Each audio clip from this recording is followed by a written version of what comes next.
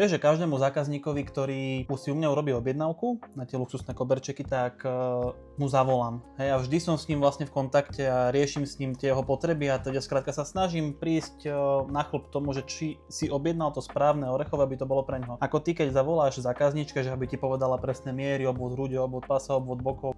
Čo som tým chcel povedať je to, že tí ľudia, alebo keď sa ich opýtam, že odkiaľ na nás prišli, takže z videí, hej, že nás videli na videách, alebo že im niekto odporúčal a podobne. A najväčšia sranda na tom je to, že pýtam sa, že napísali ste mi niekedy komentár, alebo ja sa tých ľudí pýtam na to, napísali ste nám komentár, alebo zaujímate sa viacej, sledujete nás dlhšie a podobne. A odpoveď týchto ľudí je vždycky taká, že ja som vám priamo napísal správu. Hej, vždy napísali proste do nejakého live chatu, alebo si priamo dali objednávku, alebo skrátka nejako sme začali spolu riešiť, ale nikdy nenapísal žiadny komentár, že alebo áno, napísali komentár, ale len typu, že máte koberčeky pre také a také auto, kde som im už potom napísal, zavolajte mi na také a také číslo a dohodneme si všetko. Môj názor je taký, že tí ľudia skrátka len nemajú nejakú takú, nechcem to nazvať, to není sebaúcta, to je skrátka, oni si riešia svoje komplexy podľa mňa na niekom, na kom vidia, že je úspešný a potrebujú toho niekoho druhého negovať v tomto. Keď sa pozriem, kto to takto neguje, tak väčšinou nemá ani priezvisko, tam nemá vypísaný profil. My tam máme pomaly rodné číslo napísané. My sa neschovávame, my sme tu. Keby bol aj hoc aký problém aj za 5 rokov s výrobkom, tak sme tu a riešime to.